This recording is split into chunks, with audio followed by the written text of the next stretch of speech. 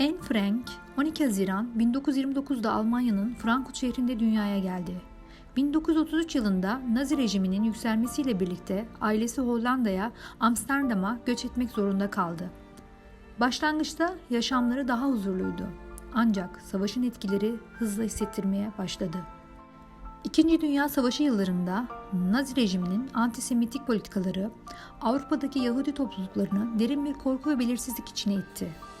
1933'te Adolf Hitler'in iktidara gelmesiyle başlayan baskılar hızla sertleşti. Almanya'da yaşayan Yahudiler vatandaşlık haklarından mahrum bırakıldı. İş yerleri kapatıldı ve kamu yaşamından dışlandılar. Bu durum birçok Yahudi ailesinin hayatını tehdit eden bir tehlike haline geldi. Anne Frank'in ailesi 1934 yılında Almanya'dan Hollanda'ya göç etti.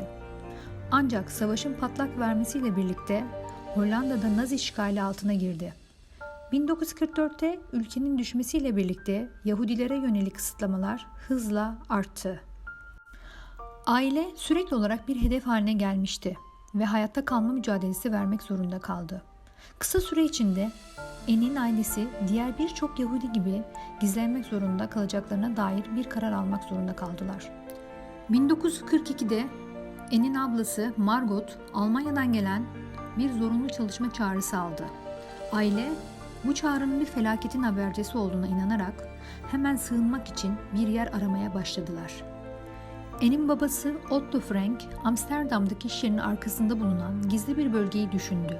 Bu alan arka oda olarak bilinen sıradan bir bina içinde saklı kalmış bir sığınaktı. Anne ve ailesinin yanı sıra babasının ortağı olan Hermann August Winpass ile oğulları Peter ve dişçi Fritz Beffer da bu sığınakta onlarla birlikte yaşamaya karar verdiler. Saklandıkları süre boyunca Anne ve ailesi birçok zorlukla karşılaştı. Sığınakta kısıtlı alan ve az sayıda gıda malzemesi her gün onları daha zorlayarak psikolojik baskı oluşturdu. Dış dünyadan tamamen kopmuş olmak yalnızlık hissini arttırdı ve tedirginlik içinde yaşadıkları günler zamanla yıllara dönüştü. Anne bu zorlukları ve yaşadığı duygusal karmaşayı günlüklerine yazmaya başladı. Günlükleri savaşın getirdiği korku ve belirsizlikle başa çıkma çabalarını, umutlarını ve hayallerini yansıtırken aynı zamanda genç bir kızın büyüme sürecini de gözler önüne seriyordu. Anne saklandıkları dönemde yalnızca fiziksel değil, psikolojik zorluklarla da mücadele etti. Sınırlı alan, yetersiz beslenme ve dış dünyadan kopukluk onun ruh halini olumsuz etkiledi. Günlüklerinde umut, hayal kırıklığı ve gençlik arzularını dile getirdi. Bu yazılar sadece bir ergen düşünceleri değil, savaşın acımasızlığını gösteren birer belgedir. Anne Frank 12 yaşında yazmaya başladığı günlüğünde 2. Dünya Savaşı sırasında ailesiyle birlikte gizlenmek zorunda kaldığı sığınaktaki yaşamını, duygularını ve düşüncelerini samimi bir dille kaleme aldı.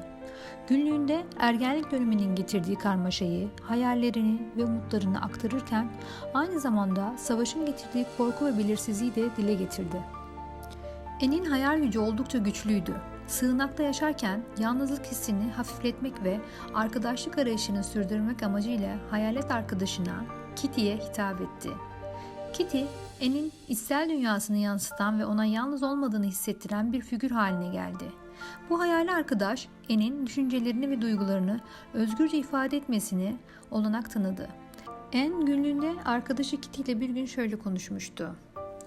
Anne, Kitty, bazen bu kadar yalnız hissetmek zorunda mıyım? Dışarıda sadece bir kapı var ama o kapı benim için kapalı. Kitty, Anne, yalnızlık zor ama içinde hayallerim var. Onlar seni buradan çıkarabilir. Anne, evet hayallerim var. Bir gün özgür olacağım. Dışarıda rüzgar hissedeceğim ama bugünkü yalnızlığımı nasıl geçireceğim? Kitty, yazmayı unutma. Düşüncelerini kağıda dök. Bu seni her zaman özgür kılacak. Bu diyalog, Anne'in duygusal durumunu ve yazmanın ona sağladığı rahatlamayı yansıtır. Anne Frank günlüğünde hayallerini ve gelecekte ne olmak istediğini sıkça dile getirmişti. Gelecekte bir yazar olmak istiyorum. Düşüncelerimi, hayallerimi ve hissettiklerimi kağıda dökerek insanlara ulaşmak. Savaş sona erdiğinde özgür bir dünyada hikayelerimle insanlara umut vermek istiyorum. Yazmak benim için bir kaçış, bir hayal. Kendi sesimi bulmak ve duyurmak için en iyi yol bu. Umarım bir gün yazdıklarım birilerine ilham olur. Bu metin Anne'in yazma tutkusunu ve geleceğe dair umutlarını yansıtmaktadır. Anne Frank saklandığı evde ailesi ve diğerleriyle yaşadığı sorunları da günlüğünde açıkça ifade etmiştir. Bir diyaloğunda aynen şöyle yazmıştır. Saklandığımız evdeki gerginlik her geçen gün artıyor. Ablam Margot ile bazen anlaşamıyoruz. Onun sakinliği beni bunaltıyor. Annem ise sürekli endişeli. Bu da evdeki atmosferi daha da ağırlaştırıyor. Diğerleriyle olan ilişkileri de zor. Herkesin sinirleri gerilmiş, yavaş yavaş kendi alanımızı kaybettiğimiz hissine kapılıyorum. Birbirimize destek olmaya çalışıyoruz ama bazen dayanılmaz bir huzursuzluk ortaya çıkıyor. Duygularımızı ifade etmek, sıkışmış hissettiğimiz bu alanda daha da güçleşiyor. Yazmak bu karmaşayı anlamama ve hissettiklerimi dışa vurma yolu oluyor.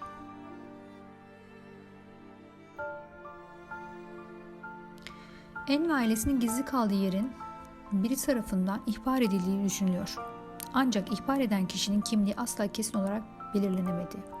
İhbarın kim tarafından yapıldığına dair çeşitli teoriler var ancak resmi bir bilgi bulunmuyor. 4 Ağustos 1944'te sabah saatlerinde Gestapo, Nazi gizli polisi evin kapısını çaldı. Anne ve ailesi o anki korku ve panik içinde saklandıkları alandan çıkmak zorunda kaldılar. Evin içinde Anne, ailesi ve diğer saklanan kişiler Herman ve August Van Pels ailesiyle bir dişçi olan Friedrich Bever birlikteydiler. Yakalanan herkes evden çıkarıldı ve gözaltına alındı. Anne ve ailesi özellikle Amsterdam'daki bir tutuklama merkezine götürüldü. Burada bir süre gözaltında tutulduktan sonra Auschwitz toplama kampına sevk edildiler. Anne ve ailesi diğer tutuklularla birlikte bir kamyona bindirilerek toplama kampına götürüldüler. Yolda belirsizlik ve korku iç içe geçmişti. Gözleri sevdiklerini kaybetme korkusuyla doluydu. Kampın kapıları açıldığında karşılarına çıkan manzara dehşet vericiydi. Soğuk, pis ve kalabalık bir ortam insanlığın en karanlık yüzünü sergiliyordu. Kamp hayatı, açlık, hastalık ve psikolojik baskı ile doluydu. Anne ve ailesi hayatta kalma mücadelesi verirken yaşanan travmalar ruhlarını derinden etkiledi. Aile bireyleri arasında güçlü bir bağ olmasına rağmen stres ve korku zamanla ilişkilerini zorlaştırıyordu. Anne yaşadığı her anı günlüğüne yazmaya devam ederek içsel bir sığınak oluşturuyordu.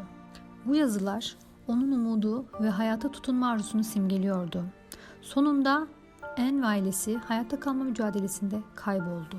Anne Frank'ın annesi Edith Frank 1945 yılında Auschwitz toplama kampında hayatını kaybetti. Anne annesiyle son kez 1944'te yakalandıktan sonra gözaltında bulunurken görüşmüştü. Bu son görüşme hem Anne için hem de Edith için duygusal bir anıydı. Anne, annesinin güçlü duruşunu ve cesaretini her zaman hatırladı.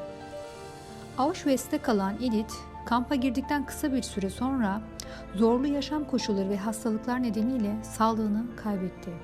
Anne, annesinin ölümünü öğrendiğinde büyük bir yıkım yaşadı. Anne'in günlüğünde annesiyle olan bağını ve onun kaybının getirdiği acıyı sıkça dile getirdi. Edith Frank'ın ölümü, Anne'in hayatındaki en derin yaralardan birini açtı ve onun savaşın yıkıcılığına karşı duyduğu çaresizliği daha da derinleştirdi.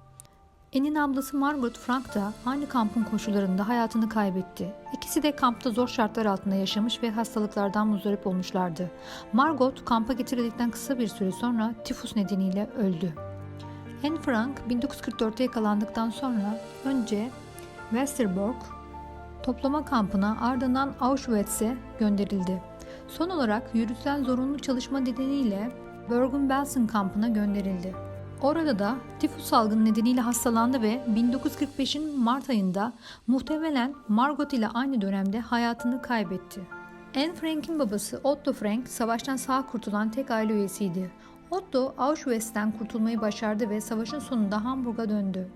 Kızı Anne'in günlüğü savaş sırasında yaşadıklarını ve ailesinin kaybını anlamak ve hatırlamak için ona büyük bir teselli oldu.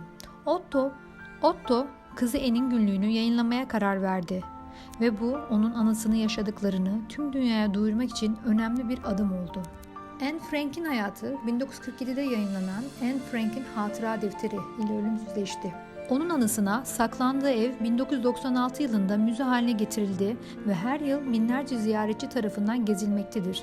Anne'in hikayesi özgürlük, insan hakları ve hoşgörünün önemini hatırlatıyor. Bugün onun sesi hala bizlere ulaşmakta ve insanlığa ders vermeye devam etmektedir. Bu videoda Anne Frank'in hayatına kısa bir bakış attık. Onun hikayesi geçmişte yaşanan acıları unutmamamız ve geleceğe umutla bakmamız için önemli bir hatırlatmadır. İzlediğiniz için teşekkür ederim. Bir sonraki videoda görüşmek üzere. Beğenmeyi ve abone olmayı unutmayın. Hoşça kalın.